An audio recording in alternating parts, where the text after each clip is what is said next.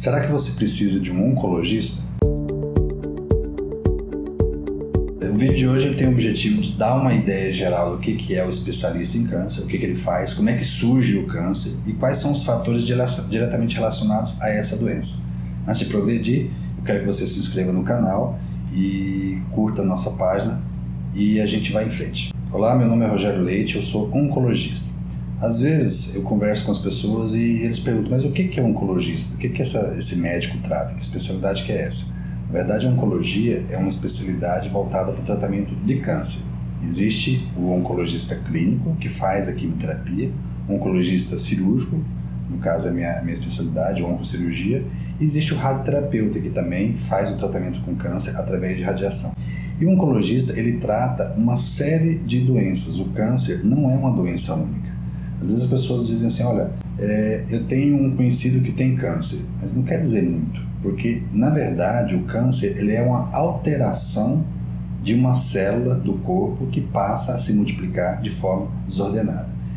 Quando a gente tem uma possibilidade tão ampla, você pode ter inúmeras possibilidades de câncer. Tem mais de 250 tipos de doenças diferentes que são enquadradas como câncer. Por se tratar de uma especialidade, uma ampla gama de doenças, é que é necessário uma formação prévia. Então existe a necessidade de se fazer uma especialidade em cirurgia geral, ou em clínica geral, ou em pediatria, no caso da oncologia pediátrica, para depois se fazer mais 3 anos de especialização em cirurgia. Então é uma especialização de no mínimo 5 anos de duração. O câncer ele é uma doença que as células se multiplicam de forma desordenada e anormal. E aí as pessoas também se perguntam, mas o que causa câncer? Cigarro, por exemplo, causa câncer? Se a gente for analisar o pé da letra, eu vou dizer que não. Na verdade, cigarro é um fator de risco para câncer. Afinal de contas, você já deve ter ouvido falar de gente que nunca fumou e que desenvolve um câncer. Câncer de pulmão em pessoas que nunca fumaram, é possível. Então, o que é o conceito de fator de risco, que é um conceito que tem que estar claro?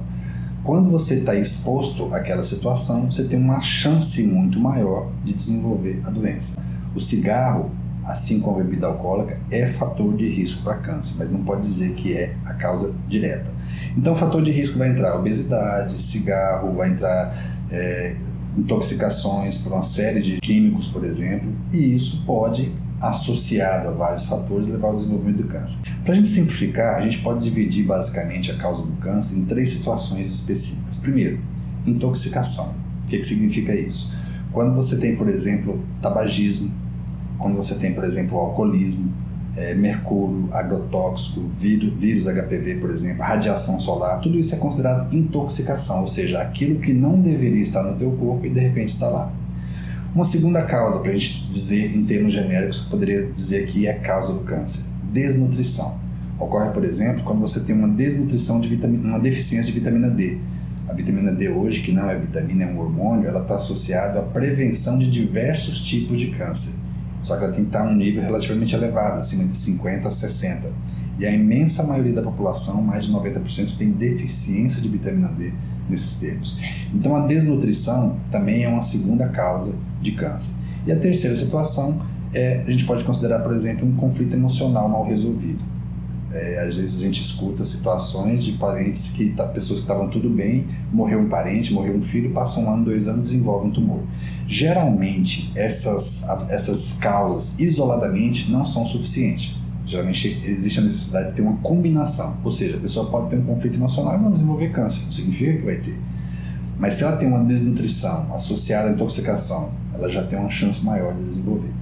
Todas as células do corpo elas têm uma programação interna.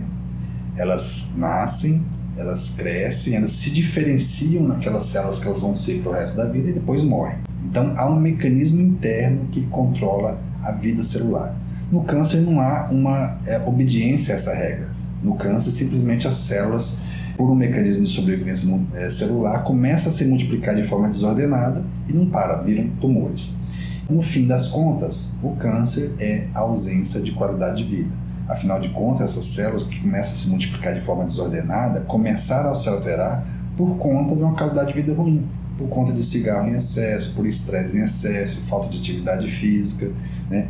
E muita gente fala assim, mas e quanto à genética? Você já ouviu falar muito que o câncer está ligado à genética. Na verdade, esse é um conceito relativamente ultrapassado. O Projeto Genoma Humano, por exemplo, que foi começado em 1990, terminou em abril de 2003 e ele teve alguma luz em cima dessa área. Primeiro, concluiu que o ser humano tem cerca de 23 mil genes funcionais. Acreditava-se que era muito maior. Uma outra coisa que foi evidenciada é que somente 5% dos casos de câncer está, de alguma forma, diretamente relacionado à genética. Então, essa história de que lá em casa eu tenho um maior risco de câncer porque minha mãe teve câncer, dependendo do tipo do tumor, não tem nenhuma relação, porque a maioria são tumores esporádicos, ou seja, não tem relação com a questão genética. Outra coisa que é muito comum, que os pacientes perguntam muito, é que sim, câncer é maligno, se o tumor é maligno, câncer é sempre maligno. O que pode acontecer é de você ter um tumor que não seja câncer, não seja maligno, um tumor benigno. Falou câncer, é uma lesão sempre maligna. E uma característica fundamental do câncer é a capacidade de metástase. O que significa isso? Essas células anormais se multiplicam de forma irregular, pode cair na circulação. Caindo na circulação, ela pode atingir outro órgão, paralisar aí e começar a se multiplicar. Ou seja, é uma metástase daquele tumor que está num órgão diferente daquele. E como é que se previne câncer, já que é uma doença tão grave? A gente tem que entender alguns conceitos em relação a isso, que é o conceito de prevenção. Nós temos a prevenção que pode ser a prevenção primária, que é a situação que você promove a saúde de uma forma geral, uma proteção específica antes do desenvolvimento da doença. Ocorre, por exemplo, no caso de vacina. Você não tem a doença, vacina para que você não tenha. Isso é uma prevenção primária. Um outro conceito é o conceito de prevenção secundária. O que significa isso? Já existe a doença, mas você quer diagnosticar ela numa fase mais precoce possível. Ou seja, você não quer que essa doença avance sem você saber. É o que se busca nas campanhas de prevenção de câncer, uma prevenção secundária. A doença já está lá. O que eu vou fazer é arrumar meios de fazer o diagnóstico mais precoce. E outra coisa, outro conceito, é o conceito de prevenção terciária. Já tenho doença, mas eu quero prevenir as sequelas, ou seja, eu vou tratar essa doença da forma mais precoce possível para evitar que eu tenha mutilações maiores. Já que o câncer é uma doença multifatorial, já que o câncer está relacionado a fatores ambientais e fatores de risco, como é que se faz para prevenir uma doença que a gente não sabe a causa? É uma série de fatores que você tem que levar em consideração. E nesse contexto, a gente leva em consideração um conceito que é o conceito de prevenção primordial. O que é uma prevenção primordial? Na verdade, é um conceito que está diretamente ligado a doenças crônico-degenerativas. Alzheimer, diabetes, todas essas doenças assim, que evoluem ao longo de muito tempo. E elas buscam, na verdade, evitar um estilo de vida que pode contribuir para o surgimento dessa doença específica. Indiretamente, a prevenção primordial é você tratar os fatores de risco do câncer. Ou seja, obesidade é fator de risco? É. Então, à medida que a gente está tratando a obesidade, a gente está prevenindo câncer. Assim como prevenir alcoolismo, prevenir doenças ligadas ao tabagismo, tudo isso é prevenção primordial.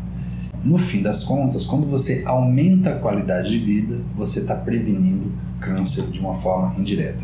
Para concluir esse vídeo, é importante a gente entender que a única forma efetiva de prevenir câncer é centrar esforço no estilo de vida. Não adianta falar que tem que ter comida saudável, que tem que ter alimentação adequada, que tem que ter atividade física, se você não faz isso. Se você investe em qualidade de vida, você de uma forma ou outra, indiretamente, você está prevenindo câncer. Se você ficar fazendo exame, que são os exames preventivos, entre aspas, e continuar com o estilo de vida ruim, você está se enganando, você não está fazendo prevenção de nada, você está tentando no máximo fazer o diagnóstico precoce de uma doença que já pode estar instalada. No começo do vídeo eu fiz um questionamento sobre se você precisa de um oncologista. Na verdade, o que a gente quer é que você não precise que a gente trabalhe como oncologista, mas a gente pode fazer um trabalho importante no sentido de te orientar esses fatores de risco e te prevenir em relação a isso. Ninguém quer ter câncer, e se tiver, ninguém quer ter sequelas do tratamento do câncer, que são um tratamento muito agressivo. Se você tem alguma dúvida em relação a isso, procure um oncologista, procure um médico especialista para que ele possa te orientar a respeito da doença das melhores formas. A oncologia evoluiu muito nos últimos anos. Há alguns anos atrás, um diagnóstico de câncer era praticamente uma sentença de morte. Hoje, isso não é mais desse formato. Infelizmente, ainda existe muita desinformação a esse respeito e o especialista em câncer pode te esclarecer e te orientar nesse sentido. A gente vai discutir esses assuntos em outros vídeos. Se inscreva no canal e contribua distribuindo esse vídeo para outras pessoas, para que ele possa beneficiar o maior número de pessoas e pode ser útil para alguém que pode estar precisando de alguma informação desse tipo.